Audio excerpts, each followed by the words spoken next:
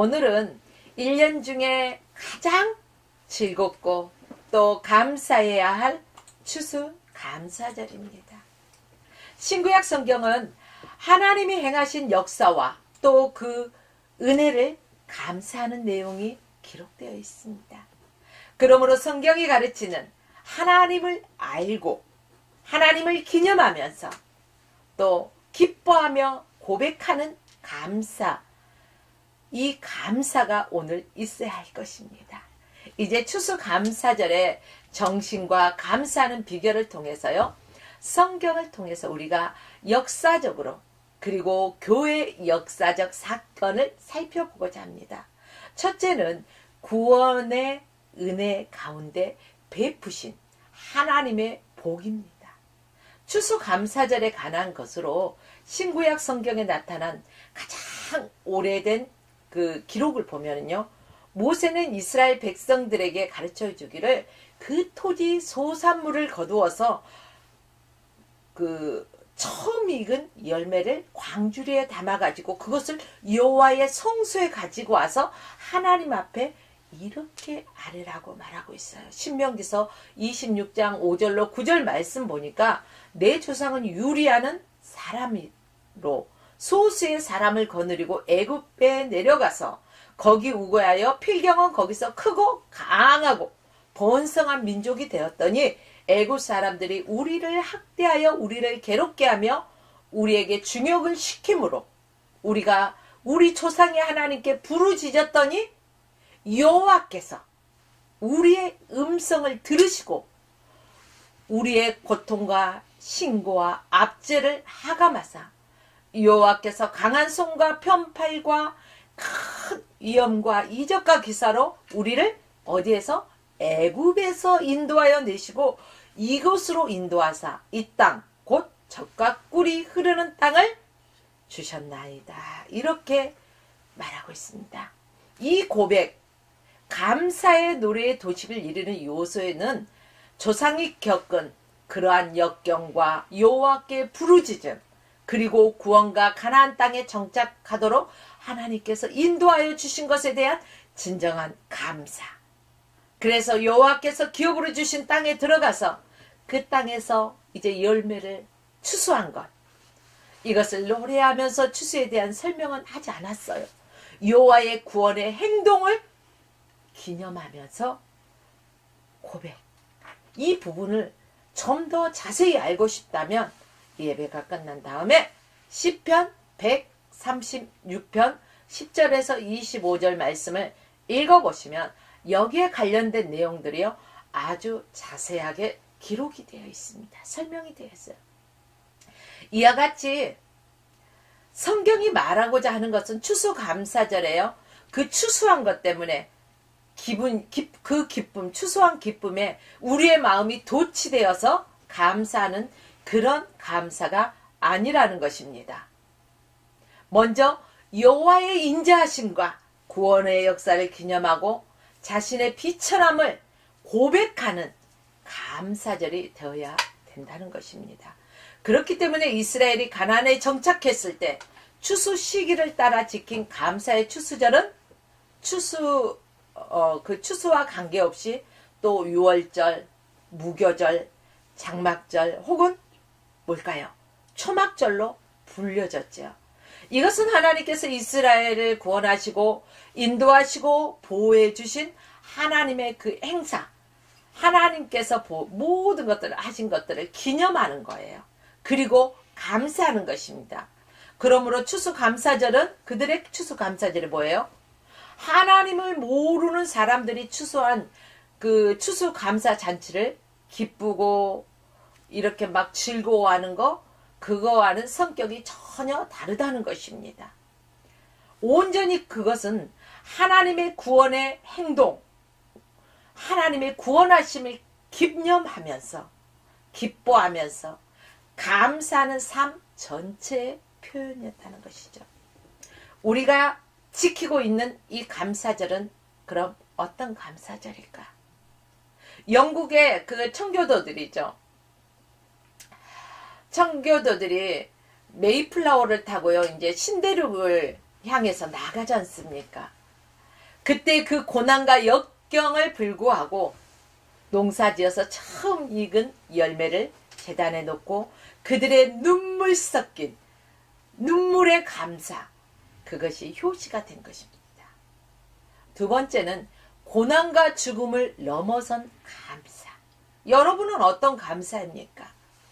한번 이 감사절에 나는 어떤 감사를 하나님께 드리고 있나 자신을 한번 점검해 보았으면 좋겠습니다. 추수감사절, 바로 이 청교도들의 추운 겨울, 바로 12월. 플리머스 항구에요. 102명의 사람들이 착륙했어요. 그런데요, 너무너무 추워서 이 추위와 굶주림과 또 병으로 인해서 102명의 그 절반 이상이 생명을 잃었어요. 그 이듬해 봄에 원주민이니까 추장이죠. 추장에게 감자, 옥수수 이런 그 씨, 종자죠. 이것을 얻어서 희망의 씨를 막 뿌렸어요. 그런데 또 절망에 빠지는 거예요. 어떤 절망이었을까요? 농부가 씨를 뿌리면은요, 뭐가 있어야 돼요? 비가 내려야 돼요. 그런데 이 비가 내려줘야 될 시기에 3개월이란 기간 동안에 가뭄이 들어서요, 아예 그 농장들을 폐농 직전까지 왔어요. 그래서 그들은요, 그들의 신앙으로 성별한 기도의 날을 정하고 금식을 선포하고 그들은 열심히 기도했다는 것입니다. 그 기도를 하나님께서 들으셨어요. 바로 갈멜산에서 엘리야에게 나타났던 그 기적이 그들에게도 나타났어요.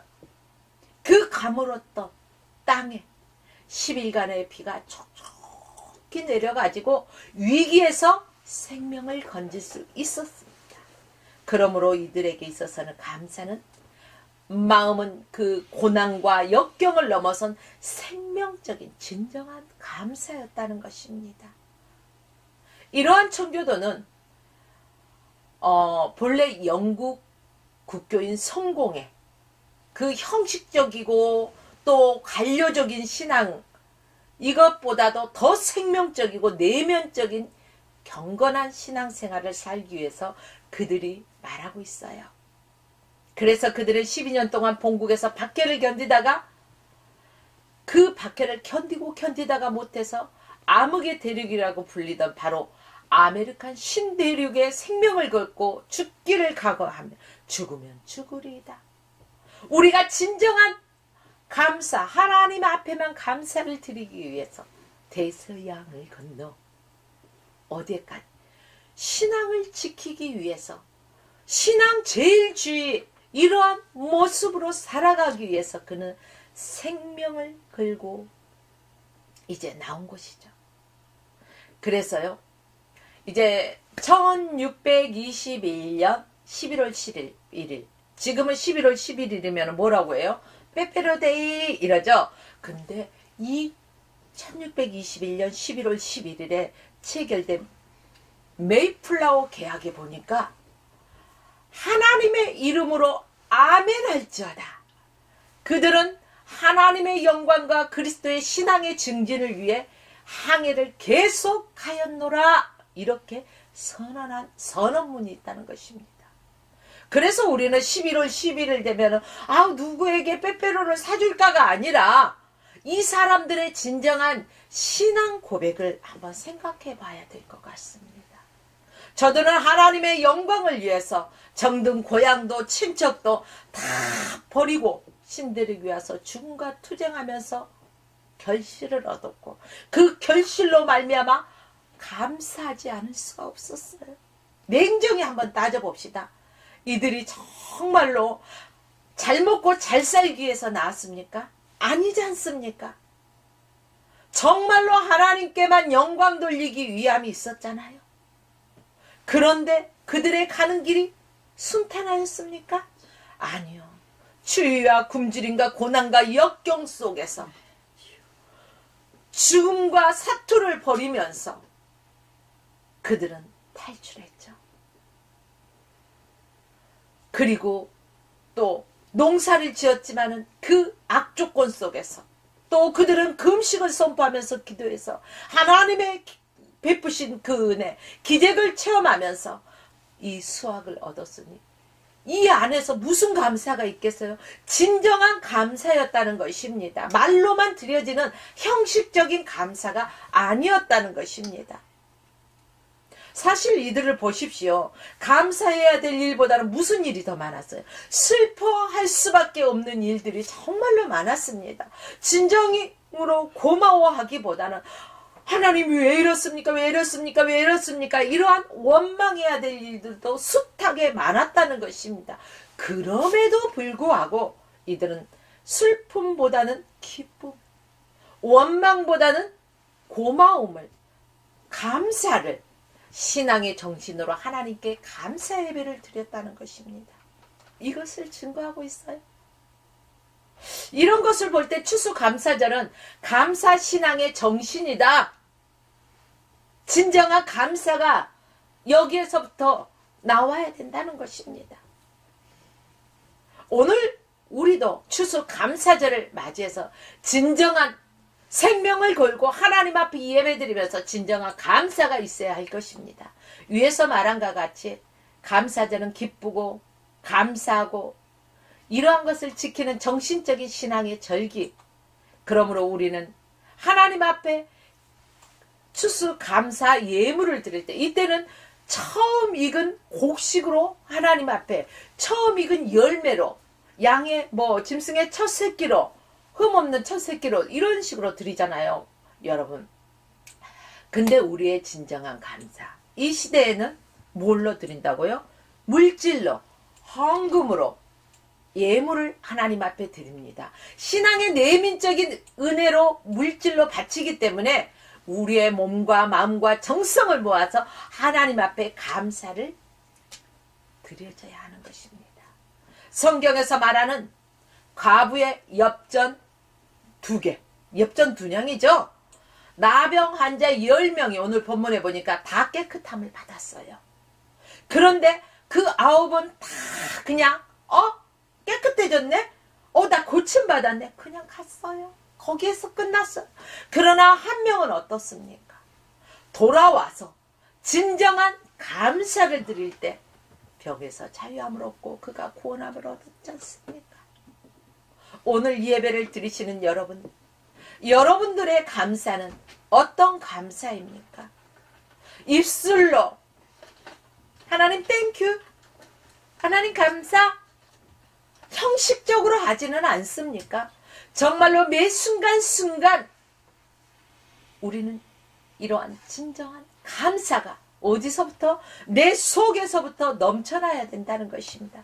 특별히 1년에 한 번씩 한 주일을 정해서 추수감사절을 우리는 이렇게 지킵니다. 이 예배를 드리는 우리 화평교회, 또 화평방송, 더 나아가 개인과 가정에게 하나님께서 주시는 분명한 은혜가 있다는 것입니다. 그 은혜에 진정으로 감사하는 저와 여러분이 되시길 주의 이름으로 축복합니다. 그럼 이런 감사만 드리는 것으로 만족하십니까? 1년에 한 번? 아닙니다. 이것으로 만족할 수 없죠. 우리는 평상시에 일상적인 생활 속에서 매 순간순간마다 우리는 감사의 삶을 살아야 된다는 것입니다. 세 번째는 우리의 지난날은 우리는 가난했던 그러한 어려웠던 지난날을 기억할 줄 알아야 돼요. 고린도후서 11장 그 후반절 말씀에 보면은요, 바울의 일생을 간단하게 몇 마디로 기록된 내용이 있습니다. 바울을 보면은, 사도 바울을 보면은 몇 번이나 옥에 갇혔고, 또 매도 수없이 맞고, 여러 번 죽을 뻔하고, 또 퇴장으로 맞고, 어떤 때는 돌로 맞고, 몇 번이나 파선을 당하고, 또 에베소, 고린도, 로마에 가서 대부분의 어땠어요? 감옥에 갇혀 있었어요. 한마디로 사도 바울의 생활은 핍박과 환난과 고난의 연속인 삶이었던 것이죠. 그러나 사도 바울은 그 어려움 속에서도 주님께 감사의 생활을 했다는 것입니다. 그 비결이 어디에 있을까? 우리가 언뜻 생각해보면 몸이 건강하면, 가정이 화평하면 감사하지 않을까? 이렇게 생각하죠. 그러나 사도 바울의 경우에는 고린도후서 12장에 보면 몸이 건강이나 가정의 평안이 이러한 것 때문에 감사한 게 아니었다는 것입니다. 그는 우리가 잘 알고 있는 대로 독신 생활을 했습니다. 쉴 만한 집도 없었습니다. 마태복음 8장 20절에 보니까 여우도 굴이 있고 공중에 새도 거처가 있으되 오직 인자는 머리 들 곳이 없다라고 하나님께서 사도 바울의 삶의 여정도 그도 일생 동안 나그네로서 복음을 전파하고 사는 삶 속에서 평안이 없는 생활이었지만 그는 감사하는 생활을 했다는 것입니다. 사도 바울의 감사의 생각, 감사의 마음, 그리고 감사하는 그의 생활이 그럼 어디에서부터 나왔을까? 어디에서부터? 그것은 바로 사도 바울의 그 마음속 깊은 심령 속에서부터 우러나왔다는 것입니다. 사랑하는 여러분들이요, 안에 있는 것이 밖으로 나온다는 사실 아십니까? 우리 안에 더러운 것이 채워졌다면 더러운 것이 나올 것입니다. 그러나 하나님의 은혜로 채워졌기 때문에 사도 바울은 매 순간순간마다 주께서 그리 아니하실지라도 어떤 상황과 고난과 역경 속에서도 그는 감사하면서 복음을 전파했다는 것입니다. 하나님의 은혜로 바로 예수 그리스도의 십자가의 보혈로서 죄에서 구속함을 받은 것을 심령 속에서부터 깊이 감사했다는 것입니다. 사랑하는 여러분들이요, 우리도 하나님의 은혜가 아니면은 바로 지옥 갈 수밖에 없는 우리의 인생이었습니다.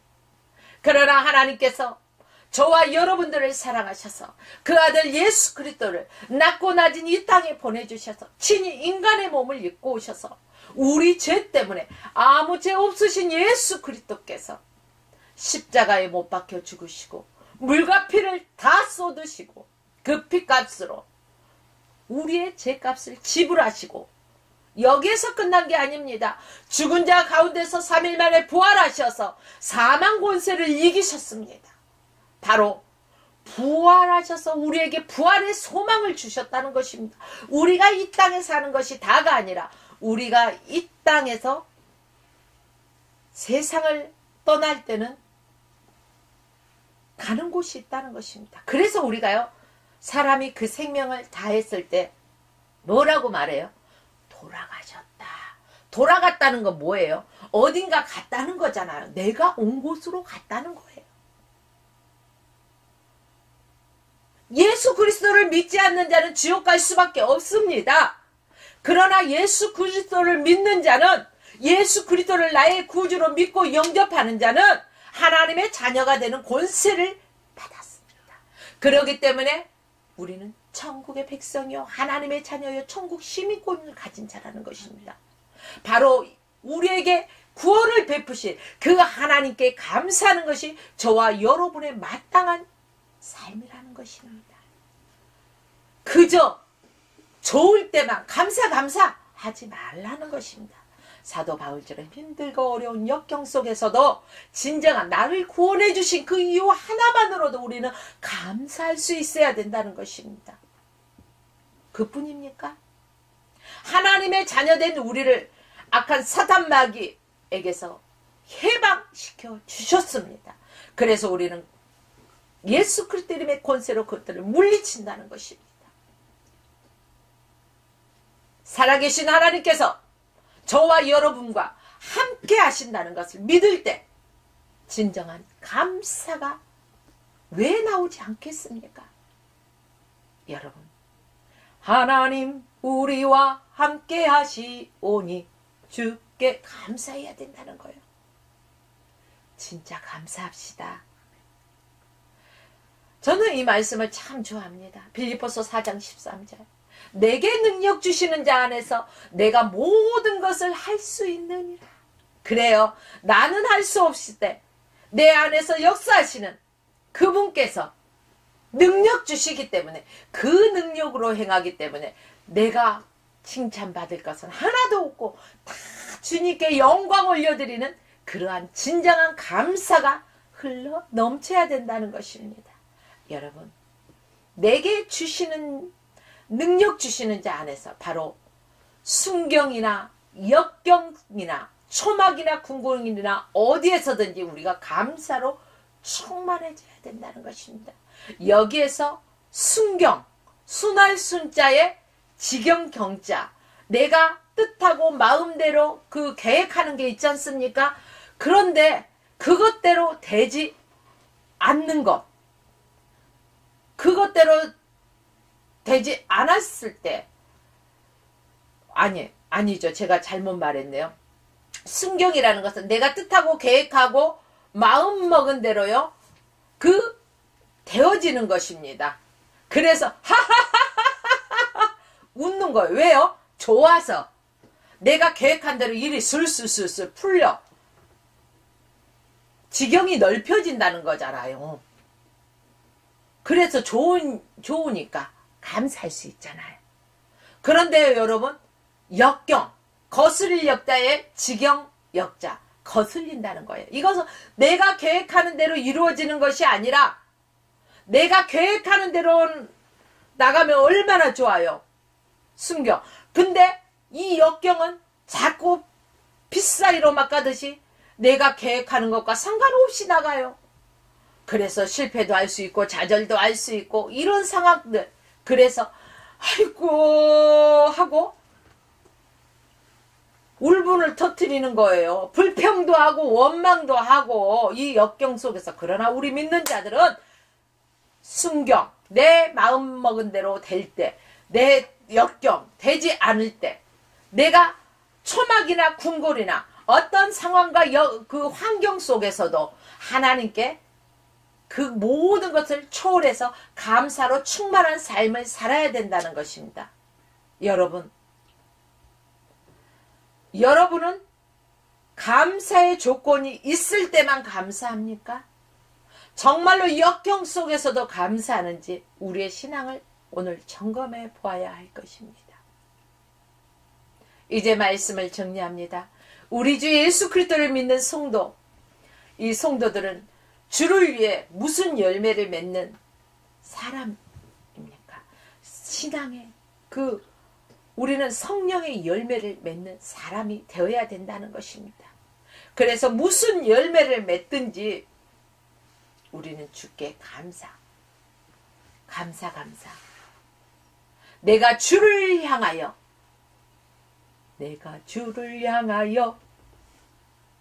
찬양 있잖아요. 한 사람에게라도 제대로 복음을 전할 수 있다면 그 열매 맺는 사람은요, 감사의 마음이 더 크다는 것입니다. 말할 수 없는 그의 은사를 인하여 우리는 감사할 수 있어야 돼요. 저와 여러분들이 매일매일 삶이, 우리의 생활 속에서, 우리의 일생에 하나님의 은혜를 늘 기억하면서 감사하는 삶을 살아갑시다. 그 은혜 갚은 까치, 동화 아시죠? 요즘도 그 동화책을 보는지 모르겠어요. 은혜 갚은 까치가요. 왜요? 자기에게 은혜를 베푼 그 은혜를 잊지 않고 그 종에 이렇게 부딪히면서 정말로 그 은혜를 갚으면서 자기는 죽어가잖아요.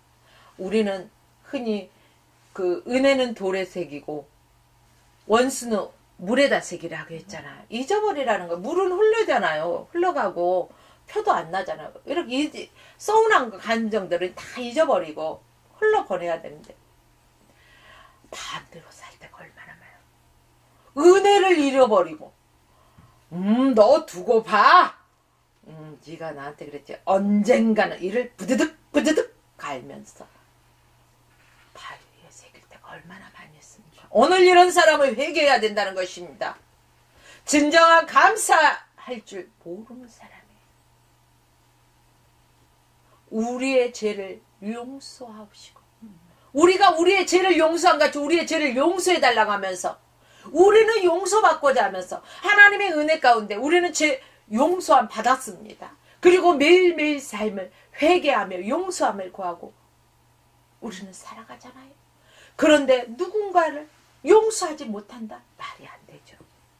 조금 전에 황정열 목사님의 설교를 말씀에서도요. 들어봅니다. 빚진 자가 그 주인에게 탕감을 원했잖아요. 내가 분명히 갚을 거니까 용서해달라고 용서해달라고. 그런데 주인이 어때요? 그 모든 것을 탕감해주고 가라고 하잖아요. 그런데 가다가 자기 동간, 친구를 만난 거예요. 근데 그에게 이제 갚으라는 거예요. 친구요, 조금만 참아줘. 내가 분명히 갚을게. 뭐? 하고 맥살을 잡고. 맥살 잡았는지 안 잡았는지 몰라요. 성경에는 안 나왔어요. 아마 그러지 않았을까 싶어서요. 아무튼 분내고 막 심각하게. 어우, 옆에서 보니까 아주 민망해. 아유, 자기는 조금 전에 모든 것을 탕감해서 받았는데 어쩜 저럴까. 그래서 주인한테 여차해서 이래요 얘기를 해서 이렇게 심한 것이다. 당장 내려와 해가지고요. 감옥에 가둬. 네가 내게 빚진 거 다 갚기 전에 넌 나올 수 없어. 아니, 자기가 탕감 받았으면 용서 받았으면 용서해야지. 여러분, 우리도 마찬가지예요. 죄 용서함 받았기 때문에 누구만큼은 용서 못해가 없다는 것입니다. 용서 못할 게 왜 없어요? 우리는 더 큰 죄인인걸요. 하나님께서 용서해 주셨는데요. 이 추수 감사절에 진정한 감사의 의미를 저와 여러분이 깨닫고 다시금 감사할 수 있는 저와 여러분의 삶이 되기를 주의 이름으로 축원하며 오늘 말씀을 마칩니다.